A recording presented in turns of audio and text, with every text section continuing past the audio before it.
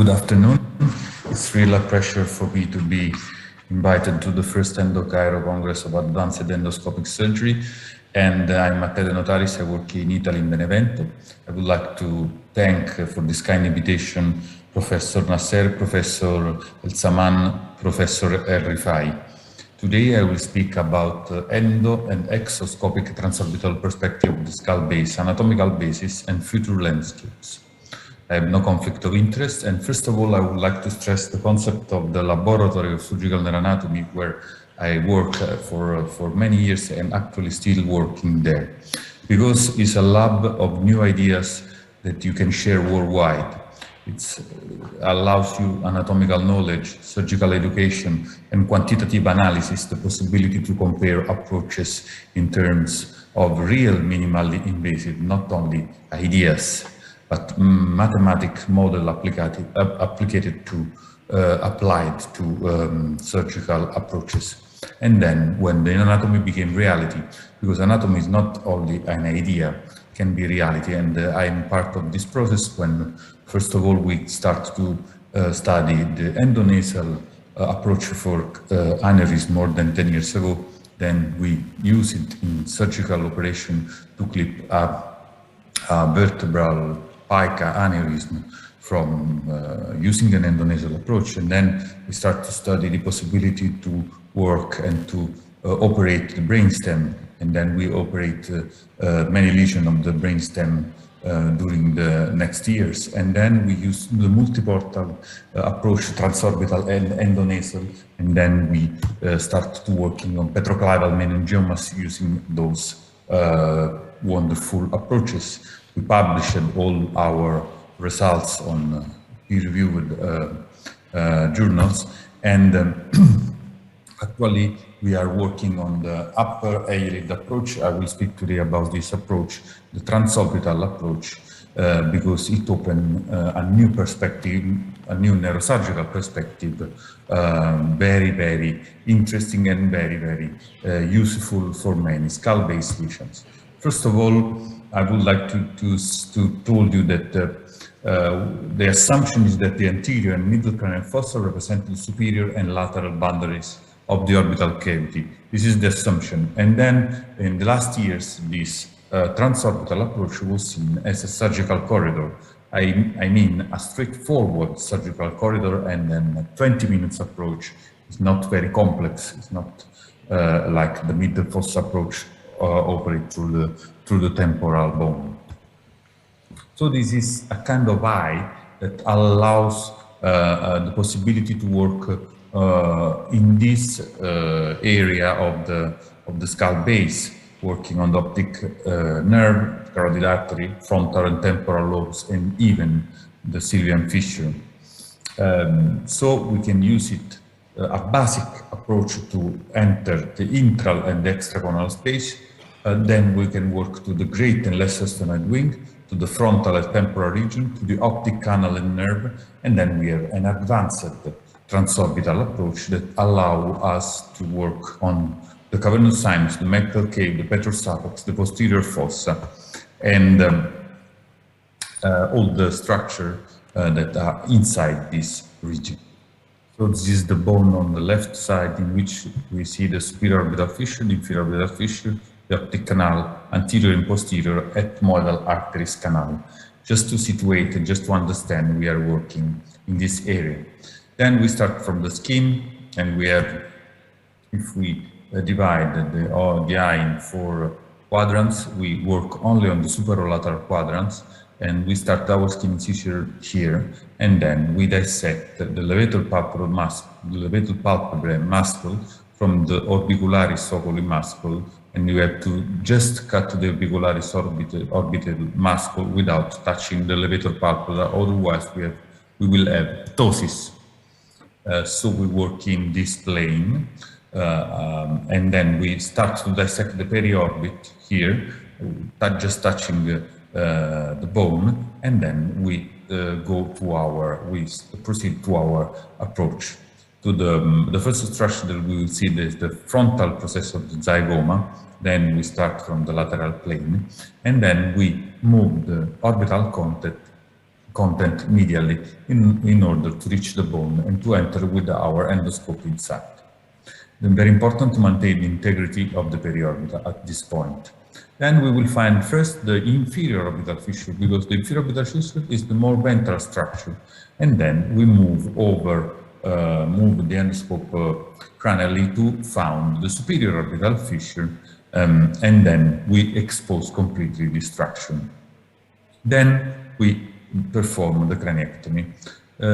We start to work on the anatomy of this craniectomy. We can take out all this bone using just this superior eyelid incision, and then we can expose the frontal, the temporal, and the area between them. So we can have 4 main approaches depending on the craniotomy we choose. So we have the first is the lateral corridor to the middle cranial fossa. Then we have a lateral corridor to the anterior cranial fossa, depending on the craniotomy. Then we can combine those 2 craniotomies to the anterior and middle cranial fossa, and then we have the medial corridor to the optic carotid region. But so once we open the dura, we will have this beautiful image of the lateral corridor to the middle cranial fossa, exposing all the cavernous signs, as you can see here, the 3rd, the 4th, the V1, V2, and V3 nerves of the gastrium ganglion as well, just working into the interdural space of the cavernous sinus. Then we can also expose the temporal pole. Just to show you, we published our result in 2016, and we can also have the same triangle that has been studied many times. We can expose the same triangles, as you can see, in a transcranial approach, like a terminal approach, right terminal approach, and then we will have the same triangles on the transorbital approach, or just changing the perspective. First of all, the most important structure that you have to reach and to discover during this approach that will be your guide is the sagittal crest. We have published a new article concerning this newborn anatomical structure. It's a constant anatomical landmark that you have to drill before proceeding to the intradural step of the approach. It's a triangular shaped bony ridge appearing as a crest near the great sphenoid wing. It's mandatory to take out this crest, sagittal crest, in order to disclose the cavernous sinus. We have published in Operative Neurosurgery, it's in press, and the crest is the one that you will see here in green.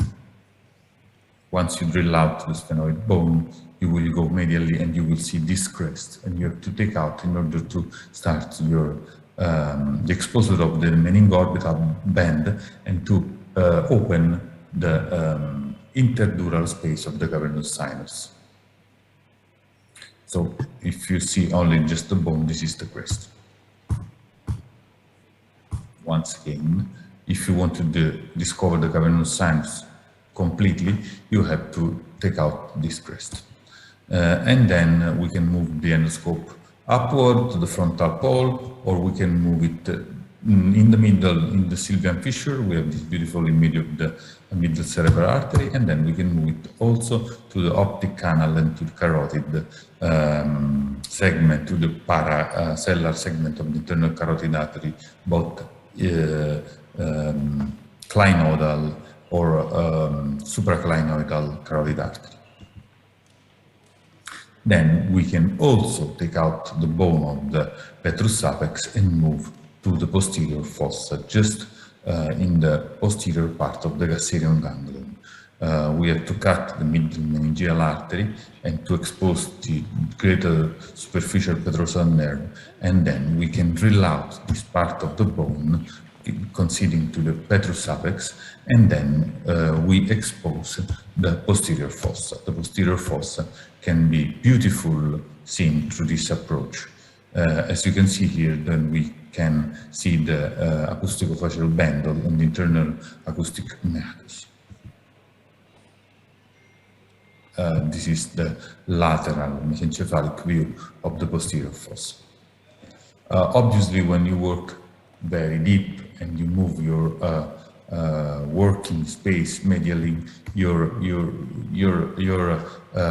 working area and surgical freedom decrease when you work deeply and medially. So it becomes more and more difficult to work deep and medially, as we demonstrated in Journal of Neurosurgery in 2017. So let's start to approach. First, the ergonomy. The ergonomy is very important. It's like the endonasal approach. We have to work in this space. The endoscope is at 12 o'clock and the first and second instruments are just below. So as you will work during endonasal approach, those are Kassam and Karaus and ends many years ago. I was very impressed by this photo because I saw how they used and they handled the endoscope, and the instrument is quite the same. So the endoscope is above and the instruments are below, as you can see here. 12 o'clock the endoscope and then the instruments are below.